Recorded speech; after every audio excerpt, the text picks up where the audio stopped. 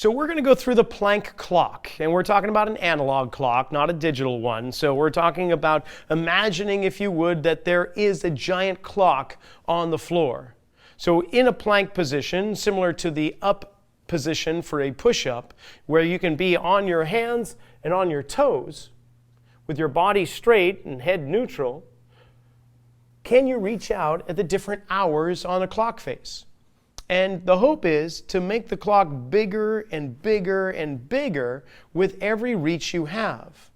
Now, if you are at a conditioning level where just a little bit of a lift off with one hand or foot or whatever limb you choose is demanding enough, well, that's fine. That's probably a good place to start. But just know that the further out you reach in a plank, the more you turn on almost all the muscles of your body.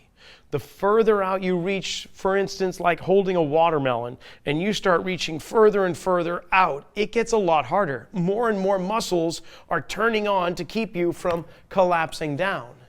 So just like the plank, reaching out and exploring those places where you're not sure about, you might feel challenged, but we want you to feel safe. Where are the dark zones? That's kind of what we're looking for. Now, in a plank position, you can be on your elbows and on your toes, your hands and your toes. And to make it a little bit easier for some people, you might be on your knees. So you can be on your knees and hands or knees and elbows. Any 4 points of contact to start off with. But eventually, you're going to lift off one of those limbs to create 3 points or a tripod of support and shifting your mass all over the place. So again, plank position. What is it like to reach out to 12 o'clock and come on back? Perhaps 6 o'clock and then come on back. Maybe I could take my hand and go over to 10 o'clock or 3 o'clock. What you'll begin to see is that my body doesn't have to stay in this plank, static, braced position while my arm reaches here. In order for my arm to reach further, I actually need to go with it. At least a portion of it does. While another portion needs to travel somewhere else, or else I'm going to topple over. So we're actually doing cog-like action in a plank position while we're reaching in different positions as well.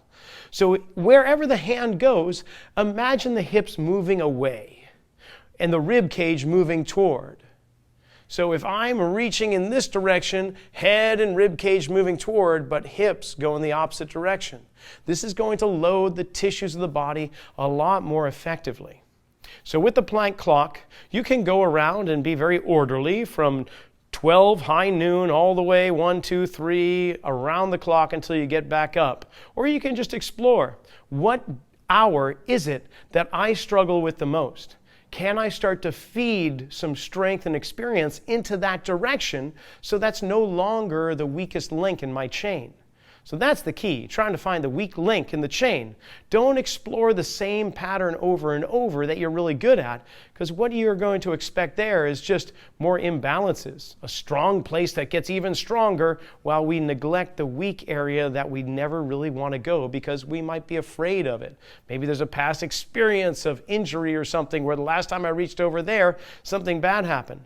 In that event, you just want to be careful and supportive and just explore what is that like. Assess, move, reassess. Did your body have a threat response, or did it upgrade and say, this is good, this is what I need right now, give me more?